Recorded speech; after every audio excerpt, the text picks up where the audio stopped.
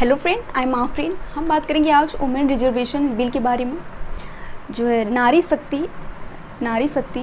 वंदन अधिनियम, जो कि नए संसद भवन जो हमारा है उसमें प्रवेश के समय पर ये सबसे पहले ये बिल पेश किया गया है। तो किसके द्वारा पेश किया गया है? तो हमारे कानून मंत्री जो हैं, वर्तमान में जो कानून मंत्री हैं, अर्जुन राम मेघवाल के द्वारा यह बिल पेश किया गया है नए संसद भवन में।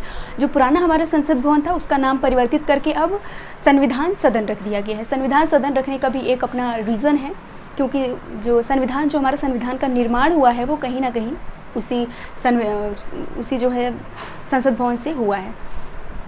तो उस संसद भवन ने बहुत सारे फेजेस देखे हैं। 1931 से ही वह संसद भवन कार्यरत है और वर्तमान में अभी नया संसद भवन हमारा बनकर तैयार हुआ, तो उसमें जो है सारे कार्यों का संचालन अब नए संसद भवन से होगा। तो ये जो वुमेन रिजर्वेशन बिल है ये पेश किया गया कहाँ पर? लोकसभा में पेश किया गया। किसके द्वारा पेश किया गया? तो कानून मंत्री अर्जुन राम मेघवाल के द्वारा पेश किया गया। इसका उद्देश्य क्या है? मेनली इसका उद्देश्य क्या है? तो इसका उद्देश्य है संसद में महिलाओं के लिए सीटों को आरक्षित करना। अभी तक क्या था कि अभी तक जो है महिलाओं के लिए सीटें आरक्षित नहीं थी। अभी तक सिर्फ 10 राज्य विधानसभा की बात की जाए तो 10% से भी कम और 15% के आसपास जो है लोकसभा में महिलाओं के लिए सीटें थी।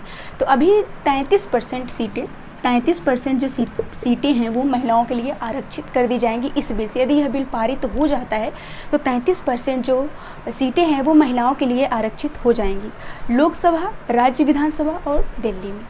ठीक है, तो अगर यह बिल पारित होता है तो एक बहुत बड़ा आमूल समझ लीजिए परिवर्तन होगा, कहीं ना कहीं बहुत ही अच्छा होगा। तो देखते हैं, तो लोकसभा और राज्यसभा में बिल पेश होगा, उसके बाद राष्ट्रपति जी का सिग्नेचर होगा और ये बिल पारित हो जाएगा। और कौन से संविधान संशोधन विधेयक के थ्रू यह आया है? तो 128वां संविधान संशोधन विधेयक, 128वां संविधान संशोधन विधेयक। अच्छा, 128वां क्यों कहेंगे? अभी तो आप सोच रहे होंगे कि संविधान संशोधन 104-5 होना चाहिए, 4 हुआ है, 4 तक हो चुका है तो आगे होना चाहिए। लेकिन अभी तक 128वां विधेयक इसे हम कहेंगे, संविधान संशोधन विधेयक। जब कोई भी बिल आता है, ठीक, वो पारित नहीं होता है, वो पारित हो जाता है तब तो वो संविधान संशोधन में आएगा। ठीक, अगर नहीं पारित होता है तो वो विधेयक के थ्रू विधेयक तक ही रहता है। तो वैसे में 128 अभी तक के बिल आ चुके हैं लेकिन 128 ही नहीं पारित हुए हैं, इसीलिए हम कहेंगे कि 128वां ये क्या है? 128वां जो है संविधान संशोधन विधेयक है, वुमेन रिजर्वेशन बिल। ठीक है, तो 33% सीटों को आरक्षित किया जाएगा महिलाओं के लिए, लोकसभा, राज्य विधानसभा और दिल्ली में। ठीक है, अभी तक कितनी जो है महिलाएं थी जो लोकसभा में? तो 82 जो है लोकसभा में महिलाएं एमपी थी, 82 महिलाएं थी। अभी अगर यह बिल पारित होता है तो कितनी महिलाएं होंगी? तो 181 होंगी। ठीक है, 181 महिलाएं होंगी। तो ये भी एक समझ सकते हैं कि एक बराबरी का प्रतिनिधित्व होगा, तो कहीं ना कहीं अपने आप में एक बड़ा जो है परिवर्तन होगा ये। ठीक, तो SC/ST के लिए भी आरक्षण की बात की गई है इसमें। हाँ, और ये कितने वर्षों के लिए रहेगा? तो ये 15 वर्षों के लिए लागू किया जाएगा, 15 वर्षों के लिए लागू किया जाएगा। और समय समय पर, जैसे कि अभी आपका SC/ST का आरक्षण था तो उसे एक्सटेंड किया गया 10 वर्षों के लिए।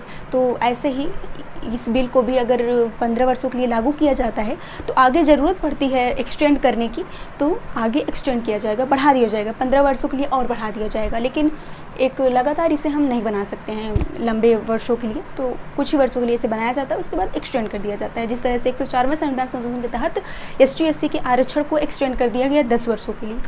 ठीक है, तो उसी तरह से ये भी। हाँ, और SC/ST के लिए SC/ST महिलाओं के लिए भी इसमें सीटें आरक्षित की जाएगी। OBC आयोग के लिए OBC महिलाओं के लिए कोई अलग से सीटें आरक्षित करने की कोई बात नहीं कही गई है अभी तक के, बाकी चर्चा चल रही है, देखते हैं जो भी है। और ठीक, तो ये चीज़ें हैं। इसके बाद ये लागू कब होगा? जैसे कि बिल पारित हो जाता है, वैसे पारित हो जाने की संभावनाएं ज़्यादा हैं, लोकसभा से और राज्यसभा से, दोनों से ही पारित होने की प्रबल संभावना है, क्योंकि लोकसभा और राज्यसभा में वर्तमान जो सरकार है दोनों ही जगह क्या है, सरकार की मेजॉरिटी है। तो संभावना पूरी है कि जो है पारित हो जाए, लोकसभा से भी राज्यसभा से। ठीक,